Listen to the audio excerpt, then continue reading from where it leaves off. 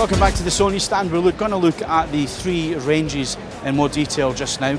So I'm with Tim again. Now Tim, we're standing with the first TV here, which is very design-led. This is the HX, so tell us about it. Well, the HX series is the sort of epitome of design, and we've really gone for our so-called monolith design. The idea being that when the TV is turned off, it's actually a piece of furniture.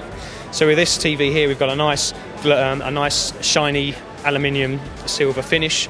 We also have the TV itself that when the picture is turned off, it's just a nice elegant piece of black material. It's a very, very nice design. And we also have the possibility to tilt the TV backwards by 6 degrees. This is important because many furniture that you can buy for the living room are much lower than they used to be. So by tilting the TV backwards, you are looking directly at the screen like you tilt back a laptop screen. So that's really a design for this model. So what kind of consumer are you aiming this TV at? Is it someone who's going to appreciate the picture quality, or is it more the design aspect? Yeah, picture quality in terms of performance, because it has 200 Hertz, it has full LED backlight with localized dimming, it's prepared for 3D, prepared for Wi-Fi as well. So picture quality and also design for this model. Of course, we're going to do an LED 101 here. Now, your term full LED and back LED, just explain that for the forum members, what you exactly mean by that. How are the LEDs laid out behind the panel? So on this model, we like to call it direct LED, like we had for our X45, 46-inch full and 55-inch for last year. So an array of hundreds of LEDs behind. In fact, this model, the LEDs are arranged slightly differently. Last year on the X45, the LEDs were shining directly from the back through the panel, which meant the TV was actually quite deep. But in this time, the LEDs are on rows pointing upwards, and then they use a light guide to direct the light forwards. So this is how you're making the TV, how are we? We're this thick rather than this thick for the X45 from last year. Now, one of the drawbacks with LED technology, certainly the direct LED, is what we call the halo effect. So if you have something very bright and a dark background, you get this halo. Yes. What have you done with your processing to try and cut down on that effect? I think the key is to almost localise the dimming to be much more precise. Because before, if you had less zones that could be dimmed, you'd have much wider part of the picture, which is the light, and the darker part is too big as well. So trying to really focus in on which elements, like here, the Sony logo, where it's very bright but actually quite a small area. And of course, BRAVIA Engine 3 is helping with contrast and gradation and backlight control and all these other things as well. And I guess from a personal point of view, is the full calibration control in here? I believe so, yes. You can go into the advanced settings and set the RGB gain and bias and some of those fine adjustments that I know you love to play with. Okay, so Tim, I've got to ask, because the forum members will be asking, when can we get availability of this set? I think we can expect this late spring, early summer. 2010, so not long, maybe for your first 3D ready sets to be on sale near you. Now, I know you can't talk prices, but people have this expectation that 3D TVs or 3D ready TVs are going to be very expensive. So is that the case, or is it going to be more around about the enthusiast level? It's quite a high performance TV, of course, with the different picture processing and everything.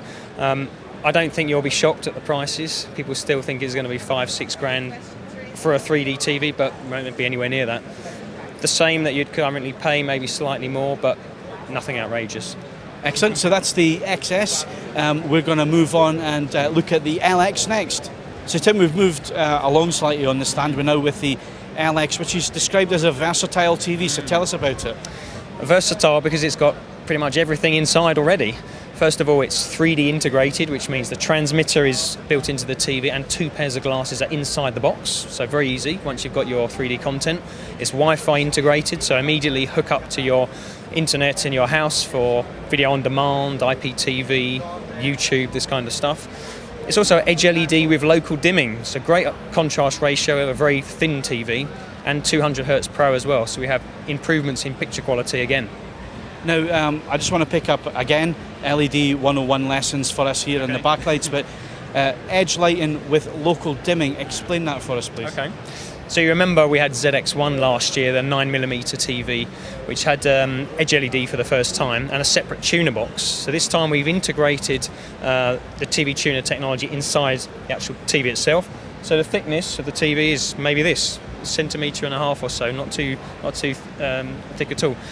So for Edge LED, we've got an array of LEDs across the top and the bottom, and in each of these LEDs, they're divided up into certain sections. So each section of LEDs could be turned on and off independently of the others. So that's how we're getting a degree of local dimming on an Edge lit TV, and contrasts are of about 100,000 or so to 1.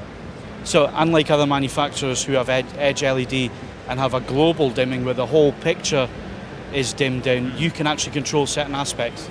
Yeah, certain zones, like here for example, this section will be maybe switched off the lights, whereas the middle section will be quite bright. So yes, there's a bit of control there.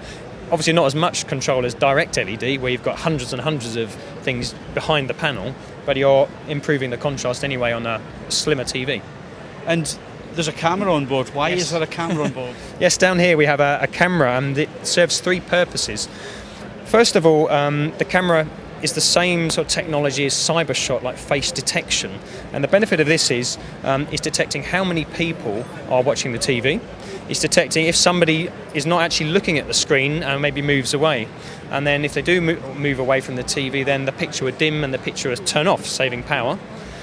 You can also use it for face recognition for children as well, because the face detection on cameras, you can see comes up with an orange square around a child's face.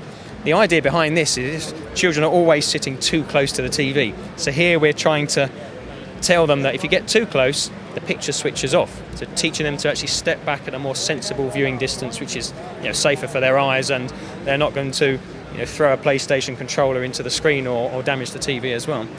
And the final benefit of this one is something called a distance alert, which the camera knows how far away from the screen you are, and are you to the left or to the right. And if you are off centre, then it will adjust the balance of the sound and also some picture settings as well to give you the optimal setting, say from where I am looking at an angle.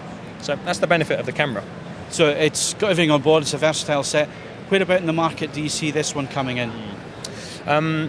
Again, summertime for this one with 3D sets, and aimed at somebody that wants the best sort of home entertainment experience with everything in one sleek design TV ready for 3D. And of course it's World Cup year, so will it come with a Freeview HD tuner? I believe it will do, yes. Yes, many of their new models will have Freeview HD inside as well. Okay, so that's the LX. We're going to move on to the last line right now. Yep. So Tim, we move on to the NX Elegance. Tell us about it.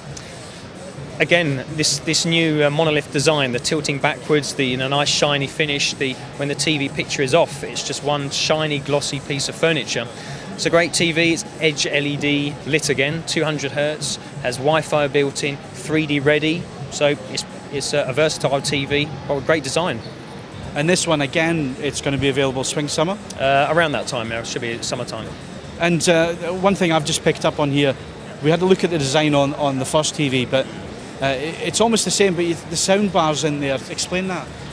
The sound bar, again, is to, you can wall mount TVs on itself, but the sound bar is to have the TV tilting backwards, still getting good sound quality, but it's the combination of this brushed aluminium finish and this black glossy design of the actual panel itself, which is the key messages for this monolith design. Now obviously these are the higher end models for 2010. What's happening with more of the entry levels and so on? What are you doing there? John, we have an EX series, which some of them are LED, some of them are CCFL, so still using multiple technologies, and we have a model also with Blu-ray drive built in as well, so quite excited for that, for maybe the bedroom, kids room, conservatory, one TV with Blu-ray inside. Okay, so that's a look at Sony's TVs for 2010. Come back, we're going to talk Blu-ray next with Eric.